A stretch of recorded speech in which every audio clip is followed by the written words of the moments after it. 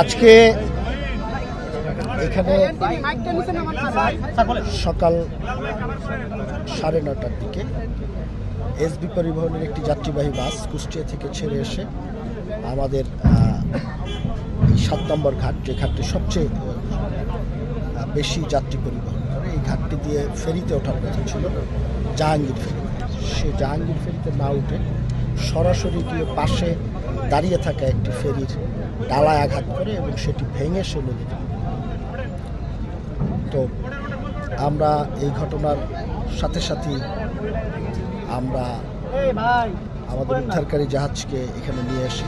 আমাদের হামজা কোস্টগার্ডের যে ডুবুরি দল আছে এবং আমাদের বিআইডব্লিউটির যে ডুবুরি দল আছে, তারা খুব দ্রুত সময়ের মধ্যে বাসটিকে উদ্ধার করে এবং ঘাটটিকে পুনরায় সচল করার কাজটি করেছেন।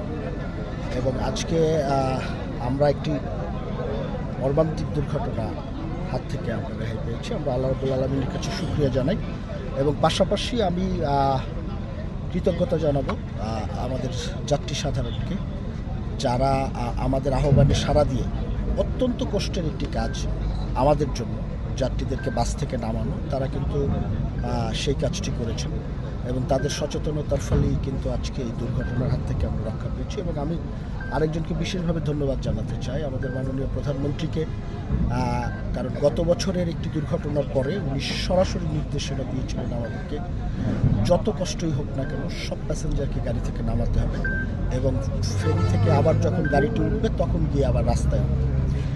আমরা এবার ঈদের আগে আপনাদের এখানেও একাধিকবার এসেছি, ওই পারেও একাধিকবার এসেছি।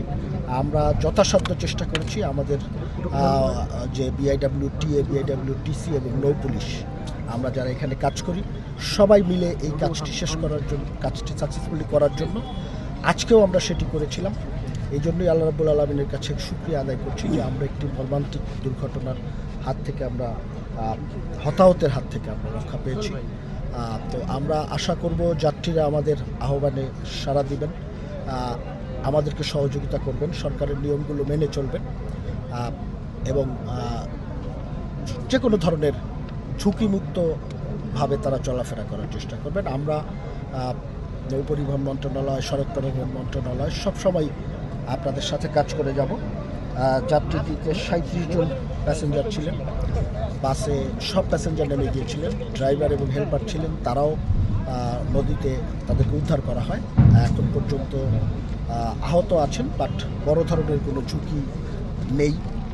এটি হলো আমাদের বিষয়। আর আমরা সার্বক্ষণিক পর্যালোচনার জন্য, সার্বিক বিষয়টি পর্যালোচনা করার জন্য নৌ পরিবহন মন্ত্রণালয় থেকে একটি তদন্ত কমিটি গঠন করেছি যুগ্ম সচিব রফিকুল করিমের নেতৃত্বে, যেখানে বিআইডব্লিউটি এবং টিসির কর্মকর্তারা থাকবেন। আমি বিশেষভাবে ধন্যবাদ জানাবো এখানে জেলা প্রশাসনের যারা আছেন, জেলা প্রশাসক সহ নৌ পুলিশের যিনি আছেন, পুলিশ সুপার সহ যারা আছেন, এই ঘাট থেকে যারা আমাদের সাথে এই কাজগুলোকে সার্বক্ষণিক সহযোগিতা করে থাকেন।